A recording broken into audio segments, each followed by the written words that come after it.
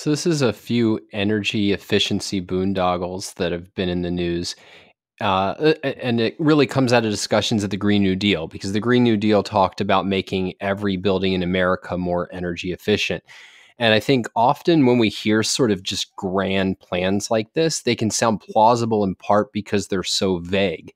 And so I find it really helpful to say, like, where in history have we seen something like this? Because one of the things we know from history is that plausible sounding plans can fail miserably and can really lead to catastrophe. And so for this energy efficiency, for the government saying, hey, we're going to make things more energy efficient, where has this been tried before?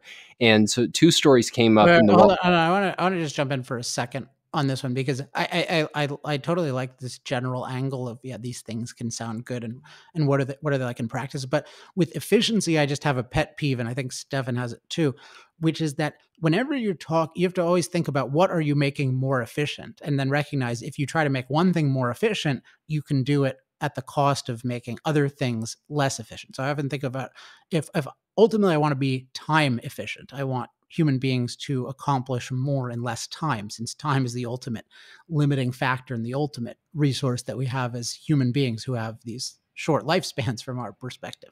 And so when somebody says, oh, I'm going to just as a thinking device, I find it helpful. Like anytime someone says, I'm going to make something more X efficient, like energy efficient, my question becomes, okay, what are you going to make less efficient? So for example, you see energy efficient washers or clothes washers that are just crap in terms of actually cleaning things, or toilets that are water efficient, that are much easier to get dirty, or showers that are quote efficient, that are it's much harder to get clean quickly. And then often the thing that these have in common is that they're not time efficient, or they're not cost efficient slash cost effective. So I'm curious how this plays out in this case. So anyway, that was my little interruption, but go ahead with the particular examples.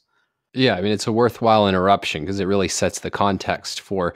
So the first story comes out of Australia, which is they had this program where the government was going to pay installers of insulation up to $1,600 in Australian money, which I think is like 1,200 in US dollars at the time. That would help have increase ceiling insulation for 2.7 million Australian homes. And unsurprisingly, you saw registered insulation businesses grow from 250 to 7,000 because it was basically for them free money. It was, anybody they could get to agree to let them work on their house. It didn't cost the consumer anything. And one of the consequences was that the homeowners really had no incentive to make sure the job was done well or not at all. And so one of the things that you ended up with is in a lot of these insulation works, you just had insulation bats thrown around, some shredded paper installed. And unsurprisingly, the cost always ended up being very close to the $1,600 cap.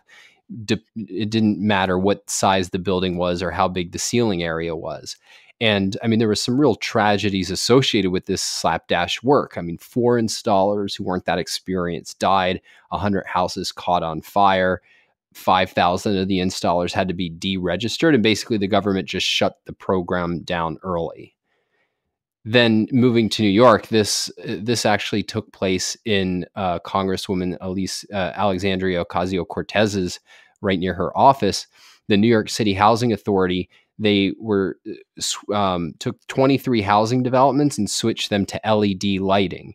And the cost for all this was over $33 million, or almost $2,000 per apartment. And these are really low income apartments. And in fact, when people talked to the residents, they said, look, we could install LED lights ourselves, but it would be nice if instead the government spent that money getting rid of rats and mold and lead paint and improving safety. So this is just two examples of the way in which, if the government's pursuing this goal, that doesn't necessarily mean the goal is going to play out the way that we're told it will.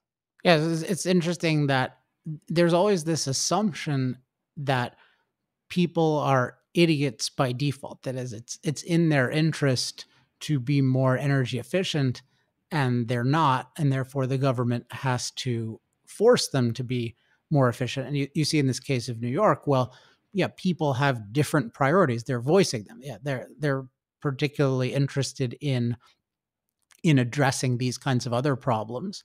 And then and just if you think about the amount of time that many of those people have, they might just feel like, yeah, we're pressed for time and maybe we haven't thought enough about our lighting. And then but then there are always cases where there are ways to make life better. And usually what the authoritarian does is they just generalize and assume everyone is wrong, and then therefore that they need to impose the right thing on people. And they themselves don't think about all the short-sighted uh, ness and incompleteness in their own thinking, and then all the details of implementation, which goes to the Australia thing. So then the authoritarian just dramatically underestimates the intelligence of free people and then overestimates their own wisdom on the thing, and then enforces this kind of thing, versus the persuader, the businessman, will say to somebody, hey, look, you're wasting this amount of money, and you could, if you had LED lighting, it's just as nice, or it's even nicer than these others. Here, let me show you, and we can save you